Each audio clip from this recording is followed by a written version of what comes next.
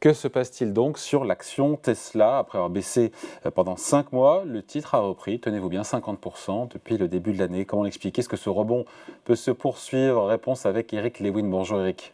Bonjour mon cher David. Rédacteur en chef des publications Agora. C'est quand même assez spectaculaire ce rebond de 50%. Comment on l'explique? Bon écoutez, ouais c'est spectaculaire, mais enfin quand même, moi j'aime bien, vous savez, être assez mesuré. Quand on regarde sur un an, le titre perd encore 40%. Alors comment l'expliquer? Il y a deux choses. D'abord, vous savez, souvent aux États-Unis, les particuliers, pour des raisons fiscales, vendent fin décembre, puis après rachètent des titres début janvier. On a sur les marchés depuis le début de l'année une espèce de frénésie. On voit tous les indices sont en forte hausse, donc les particuliers se sont jetés sur Tesla. Mais pour qu'ils se jettent sur Tesla, il faut également des bons résultats. Et là, les résultats 2022 ont vraiment été très très bons. Progression de 51% du chiffre d'affaires, 81 milliards de dollars, marge opérationnelle de 16,8%, free cash flow de 7,6 milliards de dollars. Vous savez, une marge opérationnelle dans l'automobile de 16,8%, vous êtes au-dessus de Mercedes, vous êtes au-dessus de BMW, vous êtes au-dessus de Stellantis, vous êtes bien sûr pas au niveau de Ferrari, mais on est dans le luxe, mais c'est une très bonne publication. Et puis, quand vous regardez, le groupe a vendu 40% de véhicules en plus cette année, 1,3 million cette année. Moi, je me suis penché dans le passé. Que de chemin parcouru par Tesla quand même par rapport à 2019. En 2019, il y avait simplement 367 500 véhicules vendus et 24 milliards de chiffre d'affaires. Vous le voyez, là, on est sur des niveaux de 81 milliards. Et sans doute, cette année, le chiffre d'affaires devrait encore augmenter de l'ordre de 15 à 20% avec 1,8 million de véhicules vendus. Malgré les rabais, Eric, on a vu ces rabais, ces discounts très forts en Europe sur les nouveaux véhicules, aux États-Unis, mais aussi en Chine. Pour peut-être doper les ventes, mais en même temps, ça peut impacter aussi le chiffre d'affaires. En réalité, ce que va faire Tesla, c'est qu'il change complètement de stratégie. Vous avez tout à fait raison, David. Il y a des baisses entre 13 et 20%. Vous l'avez souligné. La grande problématique de Tesla, c'est maintenant, il court après le chiffre d'affaires. C'est-à-dire qu'on oublie un petit peu la rentabilité. Et c'est un peu, vous savez, la même stratégie qu'avait fait Apple. Quand vous regardez, par exemple, sur Apple, en l'espace de 7 ans, Apple a diminué le prix moyen de son iPhone de 800 à 550 dollars pour gagner des parts de marché et ça a multiplié par 20 son marché. C'est-à-dire que maintenant, la stratégie de Tesla, c'est de se dire, voilà, dans le secteur, on a un acteur chinois qui s'appelle BYD, qui vient en Europe, qui est très fort en Chine. Et donc, pour concurrencer cet acteur et pour se faire des parts de marché, il faut absolument baisser les prix. Et donc, on est dans la même stratégie qu'avait fait il y a 110 ans Ford. On n'était pas nés tous les deux, personne n'était né, mais en 1907, il y avait 255 constructeurs automobiles aux États-Unis. Et Ford a dit quoi? Ford a dit il faut absolument baisser les prix. Ils ont cassé tous les prix possibles et imaginables. Et en 1929, il n'y avait plus que 44 constructeurs automobiles aux États-Unis, dont 80% dans les mains de Ford, de General Motors et à l'époque de Chrysler. Donc en fait, Tesla veut suivre également la même stratégie. Ça veut dire que qu'est-ce qui va se passer? Ça veut dire qu'ils vont continuer à vendre des voitures, ils vont même sans doute vendre plus de voitures. Bien évidemment, qu'est-ce qui va être touché? La rentabilité.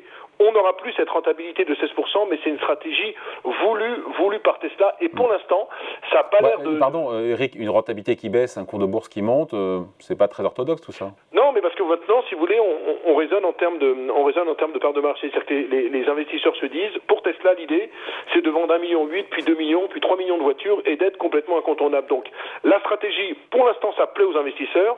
Alors quels investisseurs? Parce qu'apparemment, c'est un article des Échos qui dit que ce sont notamment les particuliers américains qui ont acheté à fond du Tesla depuis le début de l'année. Ouais, j'ai vu cet article des Échos, mais enfin, vous avez quand même des institutionnels qui reviennent sur la valeur, parce que quand on regarde les volumes aux États-Unis, c'est pas simplement les particuliers. Alors c'est sûr que c'est un parti risqué, mais moi j'ai l'impression quand même que le groupe est incontournable dans le monde de l'électrique. Vous savez, par exemple, en termes de logiciels, eux, il y a un logiciel Tesla qui tient en un unique fichier contre plus de 250 dans une voiture normale. Donc ils ont une telle avance dans le monde du logiciel, dans le monde de l'électrique, qu'ils peuvent se permettre cette stratégie. Alors maintenant, sur l'action, que faut-il faire? Puisque c'est la concrétion. Écoutez, très honnêtement, on n'est plus dans des ratios de 70 à 80, on est en ce moment sur des ratios entre 30 et 35, donc ce qui veut dire que Tesla est toujours considéré non pas comme une valeur automobile, mais comme une valeur tech. Est-ce que ça peut durer? Je pense pas qu'on puisse retrouver les sommets qu'on avait atteints. Maintenant, moi je pense que si sommet, je vous coupe, on est à quoi? 180 $. Les sommets c'était 380 et c'était en avril dernier. $.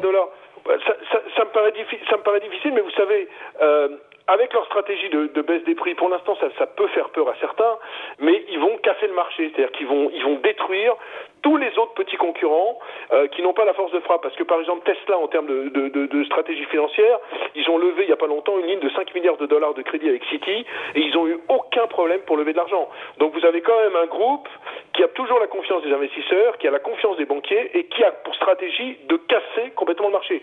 Donc, certes, on aura moins de rentabilité, c'est fini les rentabilités à 16%, mais vous savez, si on se rend compte qu'ils sont de plus en plus incontournables et qu'ils taillent des croupières à bid qui ne cessent de monter en puissance, le titre peut continuer à monter. Ouais, bid, c'est BYD, Build Your Dreams. Ils sont au coude à coude sur les ventes mondiales d'ailleurs de voitures électriques avec Tesla. Ouais, ils sont au coude à coude, d'où cette stratégie, parce que Tesla s'est bien rendu compte qu'il ne pouvait pas continuer à augmenter indéfiniment les prix. Donc, bien sûr, c'est une stratégie risquée. Moi, mon feeling, si vous voulez, c'est que je pense que le titre, on va autour de $170. Moi, j'achèterai pas évidemment aujourd'hui, parce que je vous rappelle quand même que le 3 janvier, personne n'en menait large sur Tesla parce que ça valait $105. Il y a peut-être une petite prise de bénéfice de 10 ou 15% qui est tout à fait possible, mais franchement, ça reste quand même un dossier de très grande qualité, et au moins ce qu'on voit, c'est qu'il y a quelques années, on disait, oh là là, Tesla, c'est un mirage. C'est-à-dire que les gens disaient, mais comment on peut acheter une boîte comme ça, qui finalement est très belle sur le papier, mais n'arrive pas finalement à se développer. Et là, on s'aperçoit que c'est quand même une explosion, parce que je vous rappelle quand même, je le rappelais, ils ont multiplié par 3 les ventes de voitures en l'espace de 4 ans, c'est historique. Hein. Vous n'avez pas ça chez Renault, vous n'avez pas ça chez Volkswagen. Et quand on voit le niveau de rentabilité qu'a pu construire le groupe, est-ce que c'est si grave, David, s'ils perdent 5 ou 6 points de rentabilité? Ils seront toujours, même avec 10-12%, au coude à coude avec les meilleurs. Donc c'est pour ça qu'il fait cette stratégie, c'est-à-dire qu'il a montré aux investisseurs que, 1, il pouvait sortir une très forte rentabilité avec un très fort free cash flow, et 2, que maintenant il peut gagner des parts de marché et tailler des croupières à l'ensemble de la profession. Et c'est ce qu'apprécient pour l'instant, je dis bien pour l'instant, les investisseurs. Tout peut changer, mais encore une fois, si on a une rentabilité qui perd 4 ou 5 points, c'est pas dramatique si on augmente fortement ses parts de marché. Et vous voyez bien que de plus en plus, même dans les rues de Paris et dans les rues de France, il y a de plus en plus de Tesla. Et donc ça, si vous voulez, tout le monde en est conscient. Moi, j'ai le sentiment qu'il reste quand même au sommet.